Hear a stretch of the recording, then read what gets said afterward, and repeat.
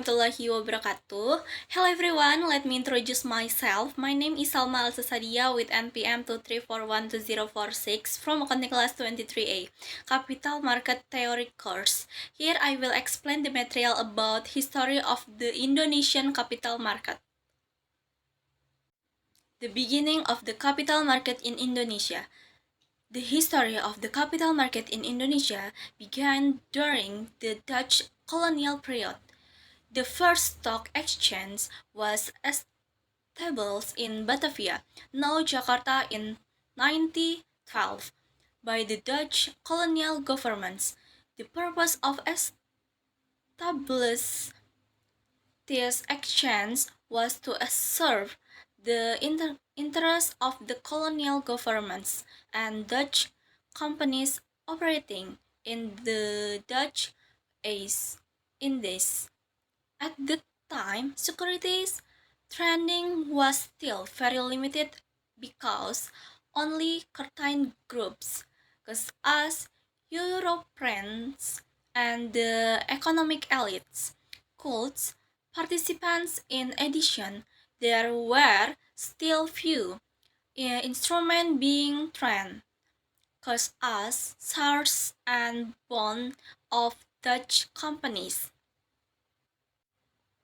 The vacuum period after Indonesia gains independence in 1945, capital market activities experienced a long period of stagnation. This was due to unstable political and economic conditions, as well as the government's focus on national development. Economic uncertainty led to low public interest in capital market investment. As a result, the stock exchange, which had reopened in 1952, was eventually closed again due to instability and lack of meaningful transaction. Reactivation of the capital market in 1977.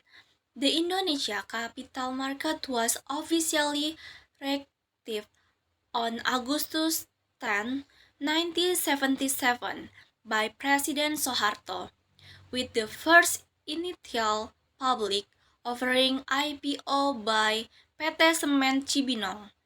This moment became an important milestone for the development of the modern capital market in Indonesia.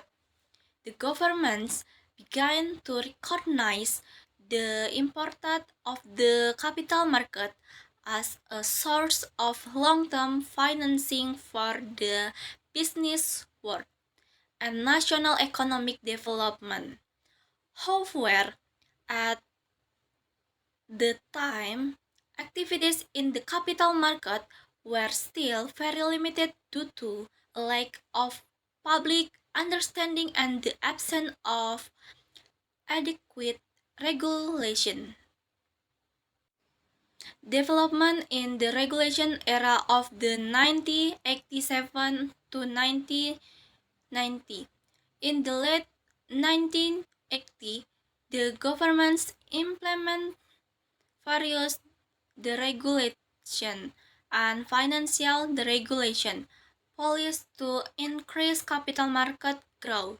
One important step was the establishment of the Capital Market Supervisor Agency, BAPEPAM, as the supervisor and regulator body for the capital market in Indonesia. In 1989, the Surabaya Stock Exchange was also opened to complement the Jakarta Stock Exchange.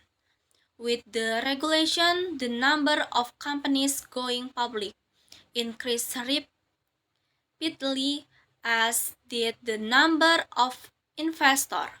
Trading technology began to be developed to make transactions more efficient and transparent. Economic crisis and capital market reforms. The monetary crisis of 1997 to 1998 had a significant impact of the Indonesian capital market. The rupiah plummeted in value. Many companies went bankrupt, and the stock price index plummeted. However, this crisis served as a point of reflection for the governments and market players to improve the capital market system, and governments reform were implemented through the enactment of Law Number 8 of 1995, concrete capital market, which strengthened the role of law and investor protection. Furthermore, electronic trading systems were introduced to increase market efficiency and transparency. Stock exchange merger and capital market modernization. In 2007, the Jakarta Stock Exchange and the Surabaya Stock Exchange officially merged to become the Indonesian Stock Exchange. This merger aims to create a more efficient, integrated, and competitive capital market at both the national and international level.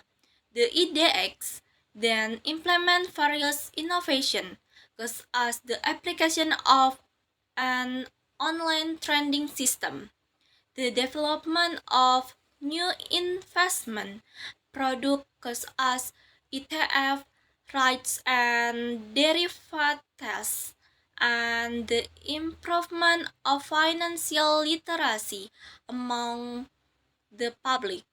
This step brought the Indonesian capital market into the modern era with a strong digital foundation. Last, development and the digital era. In the last decade, Indonesian capital market has grown rapidly in line with technological advance and increased public awareness of investment. Digital-based investment applications have made it easier for the younger generation to access stock. In addition, the Financial Service Authority (OJK), which replaced Bapepam (LK) in 2011, has played an important role in maintaining stability and public confidence in the capital market. The EDX also continues to promote financial literacy and includes programs so that more people understand the importance of investing in the capital market as a means of building the national economy. That's all I can say about the material history of Indonesian capital market. Wassalamualaikum warahmatullahi wabarakatuh.